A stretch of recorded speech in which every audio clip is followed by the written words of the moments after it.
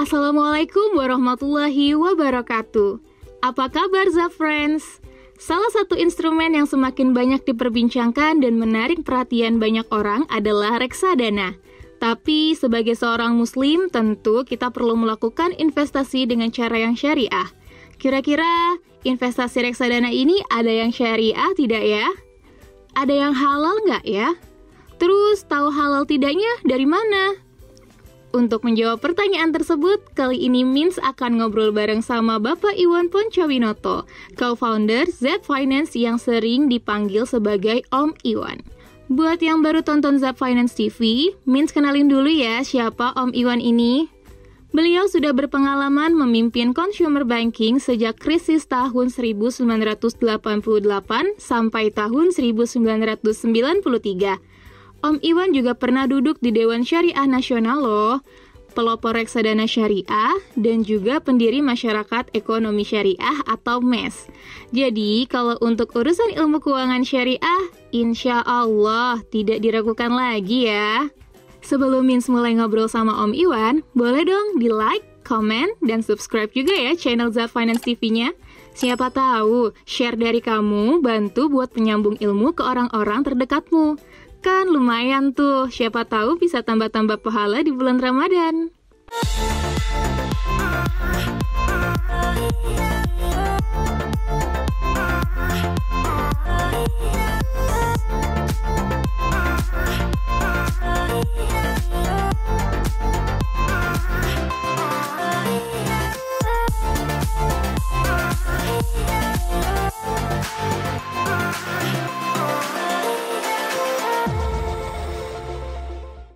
Secara umum, apa yang menjadi tolak ukur sebuah investasi dikatakan halal?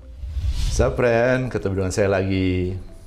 Kalau kita mau bicara tentang reksadana syariah, reksadana yang halal, pertama kita bahas dulu dong, apa namanya syarat halal. Halal itu ada 3 bagian.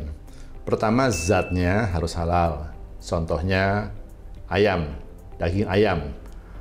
Daging ayam halal. Ayamnya halal, tapi memotongnya juga harus halal kan. Menyembelih ayam harus sesuai dengan syariah Islam. Kemudian yang kedua, daging ayam yang halal ini kita peroleh juga harus cara yang halal. Jangan mencuri atau dengan cara yang lain kan, harus cara yang halal. Kemudian waktu kita memakan, kita harus gunakan, kita harus masak dengan cara yang halal juga. Ya. Jadi sama juga investasi. Di investasi semacam itu. Apa zat yang namanya investasi? Oke, kita lihat dulu ya. Reksadana itu definisinya adalah suatu wadah untuk menghimpun dana dari masyarakat investor. Kemudian dana ini diinvestasikan kembali ke dalam portofolio efek oleh manajer investasi, di mana harta bersama milik para investor disimpan, dikelola oleh bank kustodian. Jadi yang dijadikan investasi itu adalah efek, bikin jadi portofolio efek. Nah, efek itu diterbitkan oleh emiten. Dan waktu menerbitkan, ada perjanjiannya, ada akadnya. Jadi yang pertama, emiten cara usahanya, perusahaan itu, cara usahanya harus sesuai syariah. Nggak boleh melanggar sesuai syariah. Kemudian waktu dia terbitkan akadnya, efek ini, akadnya harus syariah juga. Jadi pertama itu, jadi dengan segini, zatnya sudah benar. Oke. Yang kedua, cara perolehannya. Waktu manajer investasi membeli efek, itu harus dengan cara transaksi yang sesuai syariah. Dia tidak boleh mengambil risiko yang berlebihan. Harus mengetahui kondisi daripada emitennya. Tidak boleh pakai transaksi yang dilarang. Cara perolehan. Ketiga, setelah dia perolehkan, itu dia harus kelola. Efek ini kelola. Dia harus tahu kapan dia menjual, kapan dia beli lagi, dan sebagainya. Itu harus mengikuti namanya kontrak investasi kolektif secara syariah. Untuk itu, ada yang namanya Dewan Pengawas Syariah. Apa itu reksadana syariah dan bagaimana kita bisa tahu kalau investasi yang kita lakukan masuk dalam kategori reksadana syariah? Reksadana syariah ada definisinya. Definisinya adalah reksadana yang beroperasi mengikuti syariah. Baik dalam bentuk akad antara para investor sebagai pemilik harta dengan MI dan bank kustodian sebagai wakil dari pemilik harta. Oke. Sesudah itu, si MI dan bank kustodian ini juga bertransaksi melakukan akad dengan emiten yang menerbitkan efek, di mana efeknya dibeli oleh reksadana di dalam portofolio efeknya. Nah, emiten ini dengan si media investasi, transaksinya, akadnya juga harus sesuai syariah. Ya, akad yang pertama antara para investor dengan bank kustodian dan media investasi namanya akad wakalah, menjadi wakil. Gitu. Sedangkan yang kedua, akad antara reksadana ini, media investasi dengan para emiten sesuai dengan kondisi akad syariah yang bersangkutan. Jadi dari sini maka zatnya itu syariah, di dalam pasar modal disebut namanya daftar efek syariah. Kemudian transaksinya waktu dia jual beli mengikuti sistem yang disebut syariah online trading system. Ya. Jadi itu menjadi reksadana syariah yang halal untuk umat Islam. Penting banget nggak sih daftar efek syariah itu? Memang apa perbedaan dan pengaruhnya terhadap portofolio kita? Betul, memang produknya bisa halal. Tapi apa sih prinsip dasar investasi yang syariah? Pasti Zafran kenal yang namanya Warren Buffett kan? Dia pernah ngomong, never invest in a business that you cannot understand. Artinya, jangan pernah investasi di dalam suatu usaha yang kamu tidak bisa mengerti. Nah, ini sangat syariah. Di syariah begitu juga. Kita harus paham emitennya. Kondisi satu seperti apa. Makanya disebut tidak boleh gharar. Tidak boleh ada keraguan-raguan yang bisa merugikan. Nah, dan juga kemudian yang kedua, Warren Buffett bilang, price is what you pay, value is what you get. Di syariah sama. Kita tidak boleh membeli tanpa tahu nilainya. Jadi kalau dia nggak tahu nilainya, nggak boleh dia beli. Bukan harga loh, lain. Harga itu adalah angka di transaksi. Nilai dalam transaksi. Tapi value, nilai dari perusahaannya, nilai dari sahamnya, nilai dari sukuknya, itu harus tahu dulu. Kemudian yang berikutnya juga, di dalam prinsip transaksi itu, kita nggak boleh bertransaksi yang curang. Contohnya namanya short selling. Short selling itu kita jual dulu baru beli. Di syariah nggak boleh. Anda tidak menjual sesuatu yang belum Anda miliki. Juga nggak boleh namanya margin trading. Kita punya uang cuma 100, transaksinya 1000. Yang 900 minjem uang orang lain. Itu nggak boleh itu. Kenapa 900 tadi akan ada timbul bunga. Akan jadi riba. Kita juga tidak boleh cornering. Membuat orang ikut-ikutan beli, tahu-tahu sesudah itu dia tidak bisa menjual lagi. Atau memberikan informasi yang menyesatkan. Itu semua tidak boleh secara syariah.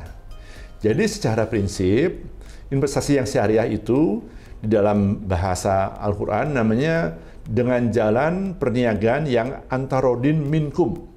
Antarodin artinya saling ridho, minkum di antara kamu. Bagaimana cara saling ridho? Rasulullah menyatakan tadi bahwa kita harus bisa paham harga yang sebenarnya berdasarkan value yang kita nilai. Boleh dong Om Iwan kasih tahu Mins dan Zafrans bagaimana cara memilih reksadana syariah. Kalau boleh sekalian kasih tahu juga investasi syariah yang paling mudah untuk kita yang para pemula ini. Betul, reksadana itu isinya portofolio efek.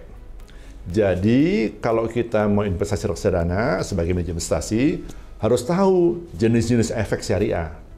Dulu waktu pertama kali saya menerbitkan reksadana syariah tahun 1997, kita hanya tahu jenis efeknya hanya ada saham. Waktu itu belum ada sukuk. Nah, apalagi yang lainnya. Nah, sekarang sudah macam-macam tuh variannya.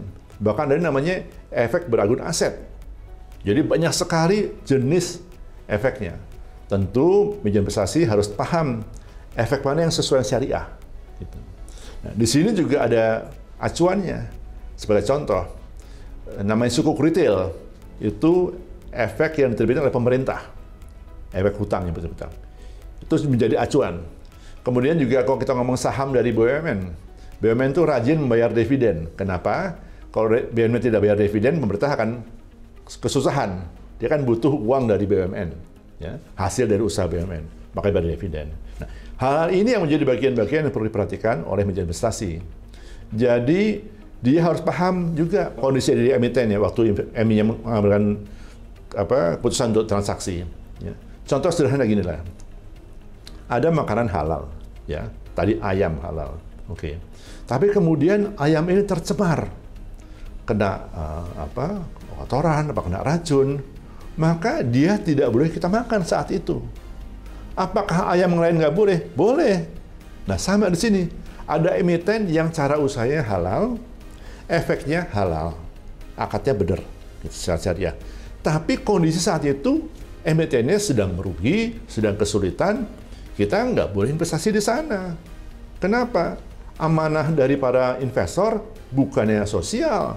Amanah investor ini adalah untuk mencari keuntungan yang saling ridho di antara kamu. Jadi kita harus pilih semacam itu. Jadi memiliki efek syariah itu bukan sekedar asal dia ada di daftar efek syariah. Enggak. Harus juga pada saat itu apakah kondisi emiten maupun kondisi efeknya ya, itu cocok apa enggak untuk investasi kita. Tapi, boleh nggak sih Om Iwan kalau kita investasi ini tujuannya buat cari untung? Nah, memilih reksadana syariah yang mana? Ya sama kayak reksadana yang lain. Kan kalau mau ngomong yang paling aman, investasi di cukup retail. Tapi kalau mau dapat return yang lebih bagus, ya kita mungkin masuk ke reksadana syariah, mulai dari pasar uang, pendapatan tetap, campuran, sampai juga ke saham. Jadi sama seperti yang non-syariah. Bedanya di sini, efek yang dipilihnya, cara transaksinya, maupun cara pengelolaannya sesuai syariah. Beda jenis portofolio, juga akan beda risk and return-nya. Di syariah juga sama seperti itu. Nah, bedanya ini semua sekarang ada pembatasan, tidak boleh emiten-emiten yang tidak sesuai syariah. Contohnya gitu lah, bank umum itu nggak ada. Jadi kalau kita ngomong di indeks LQ45, itu beberapa yang terbesar itu adalah bank-bank umum. Ya. Di dalam syariah nggak bisa ada semacam itu. Ada katakanlah yang memproduksi makanan yang tidak halal, kita nggak boleh investasi di sana. Oke. Jadi walaupun sama jenisnya, tapi pilihan efeknya akan berbeda. Di samping itu jangan lupa, yang mengelola tetap menjadi investasi. Nah, kalau menjadi investasinya mencari-cari akal gimana biar jadi syariah, jadi disyariah-syariahkan, akhirnya akan tidak bagus. Karena itu, waktu memilih reksadana syariah, juga harus tahu cara memilih MI yang sesuai sama syariah. Cari tahu dong orang seperti apa, cara beroperasi seperti apa. Oke, marilah kita semua usahakan untuk mencari investasi yang halal. Salah satu di antaranya adalah reksadana syariah. Assalamualaikum. Zafriends, bagaimana? Sekarang sudah jelas bukan? Semoga setelah mendengar penjelasan dari Om Iwan terkait reksadana syariah ini, Zafriends jadi semakin semangat untuk investasinya ya. Sekian dulu untuk video kali ini. Semoga Zafriends yang sedang melaksanakan ibadah puasa dilancarkan dan dikuatkan dalam menjalani proses puasanya. Dan jangan lupa untuk subscribe, comment, like, dan juga share video ini supaya nggak ketinggalan video terbaru dari Zaf Finance TV. Jangan lupa nyalain loncengnya juga ya. Wassalamualaikum.